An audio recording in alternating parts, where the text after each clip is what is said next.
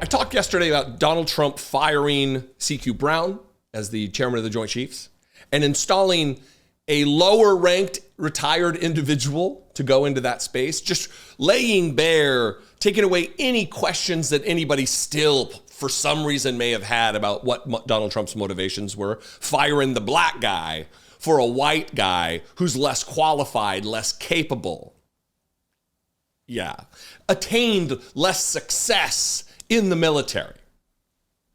Raising Caine. Mr. I'll kill for you, sir. I love you, sir. You're great, sir. Or whatever the quote Donald Trump said he said. So unless Donald Trump was lying, which, well, that would be very weird to know that Donald Trump lied about something. Yesterday, the overarching thing here as I fumble the ball right up front is don't take my word for it. When I say things, I think that I have a pretty good, reasonable position that I hold. And I think I've come to it based on my lifelong experience of having served in the United States Marine Corps, of having worked for the United States Senate, of my time in politics, my time on campaigns, my time in the private sector work, just my life experience and general outlook, right? But you don't have to take my word for it, especially on this particular matter. I was an enlisted guy, a junior ranked enlisted guy, a corporal. I'm like a J.D. Vance character. I don't have a lifelong experience in the United States military, in the Marine Corps. Neither does he. We're not heroes or whatever because we served for a few years. But someone who did dedicate their entire life to service should be listened to. This is Rear Admiral James McPherson, who has the same concerns that I have and that you should have about Donald Trump firing people because they're not sufficiently loyal to him personally. That it has nothing to do with their oath to support and defend the Constitution of the United States against all enemies, foreign and domestic. And that's the part that really drives Donald Trump crazy. That they could be opponents supporting and defending the Constitution against him, an enemy of the document that he's called for the termination of all rules and regulations and articles up to and including the Constitution of the United States. His dictator on day one bullshit. His declaration that long live the king, Donald Trump. He wants loyalty from these people, loyalty to him, not to the Constitution. And again, don't take my word for it. Here's Rear Admiral James McPherson expressing these same concerns.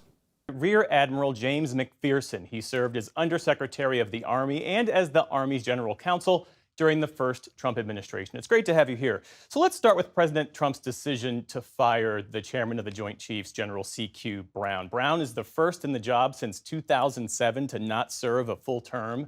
And there's the added detail that Brown, a four-star general, is being replaced with a now retired three-star general, Dan Caine, whose military service does not include any of the key assignments that were identified in law as prerequisites for the job. He'll need to get a waiver. So how do you interpret this pick?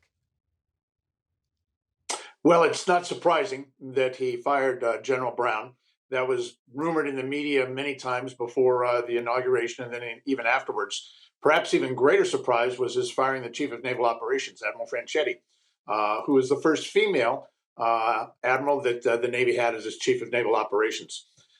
It speaks of a profound concern that perhaps the president is putting in place individuals who he can be assured would be loyal to him and not loyal to the Constitution or loyal to the rule of law.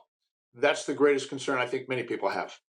And there's also his decision to fire the military's top lawyers, those judge advocates general known as JAGs. You had a 25-year career in the Navy, also served as its top lawyer in uniform. First, help us understand what those lawyers do in providing independent legal advice to senior military leaders.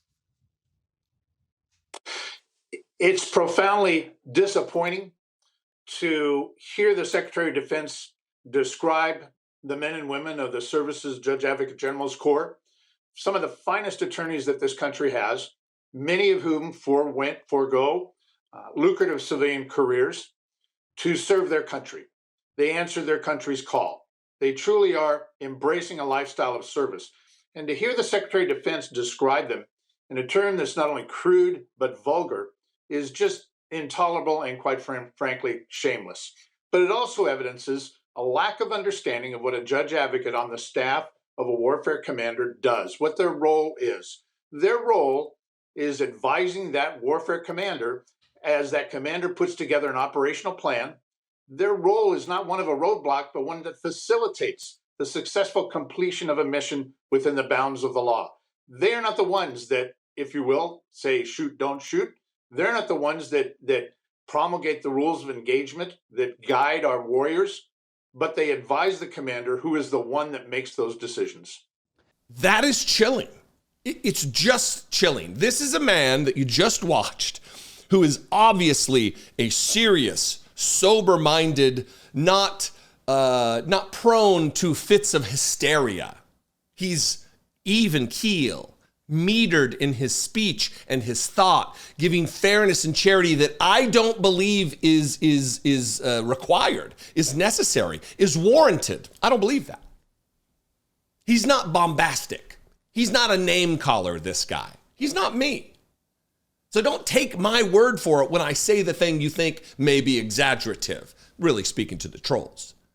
Take it from a man who dedicated his entire adult working life to service to the United States. You don't get to be a rear admiral having not dedicated your life to that service. And he's very concerned about what's taking place right now and what will take place in the future. What do you think? Do you share these concerns? I'd love to know. You can call the voicemail line 714-576-4054. You can email me daily@dollemore.com. You can comment below. That'll help the algorithm. You can just type comment. You can type Trump replacing military leaders with those loyal to him. That's what I have written down here. Anyway, I appreciate you. All the help with the channel. If you're subscribed, thank you very much. If you're thinking about subscribing, thank you very much. If you decided, nah, I'm not going to subscribe, but I'll still watch, thank you very much. If you hate my guts and you watch, thank you especially. Anyway, I love and appreciate you. Follow me on social media. I'm at Dollemore. I'm going to go take a nap or something really, really positive. Be genuine. Take care of one another.